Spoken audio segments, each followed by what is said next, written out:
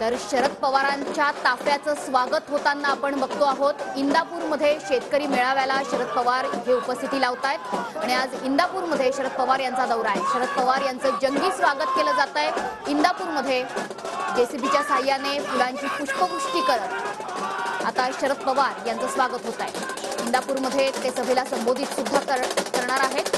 जागोजागी शरद पवारांच्या कार्यकर्त्यांचं स्वागत होत आहे। संजय राऊत सुद्धा या इंदापूरमधल्या शेतकरी मेळाव्याला उपस्थिती लावण्याची शक्यता आहे।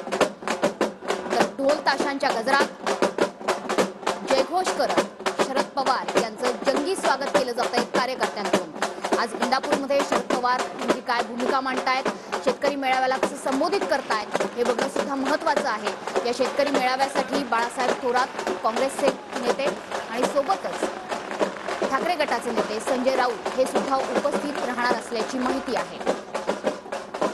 मात्र तुर्तास आपण बघतो आहोत की शरद पवार यांच्यावरती जेसीबी मधून पुष्पवृष्टी करण्यात येते। यंदाच्या निवडणुकीमधलं हे चित्र बघायला मिळतं आहे।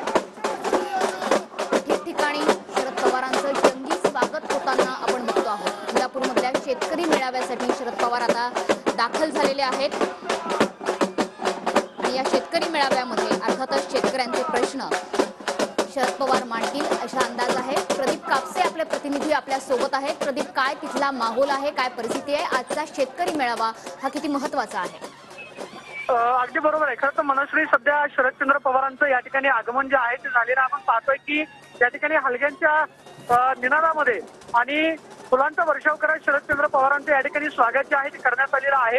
बारामती लोकसभा निवडणुकीच्या पार्श्वभूमीवरती आज इंदापूरमध्ये शेतकरी मेळावा जो आहे तो पार पडतोय। शेतकरी मेळाव्याला सुद्धा संजय राऊत, काँग्रेसचे नेते बाळासाहेब थोरात जे आहेत त्या ठिकाणी उपस्थित आहेत आणि शरद पवार खरं तर आज इंदापूरमध्ये पहिली जाहीर सभा जी आहे ती घेत आहेत। इंदापूरमधले जे आमदार आहेत दत्तात्रय भरणे हे अजित पवारांसोबत गेलेले आहेत आणि त्यांच्यानंतर खरं तर हा पहिलाच मेळावा जो आहे तो इंदापूरमध्ये पार पडतोय। मेळाव्याला शेतकऱ्यांची आणि कार्यकर्त्यांची मोठी गर्दी जी आहे मोठ्या प्रमाणात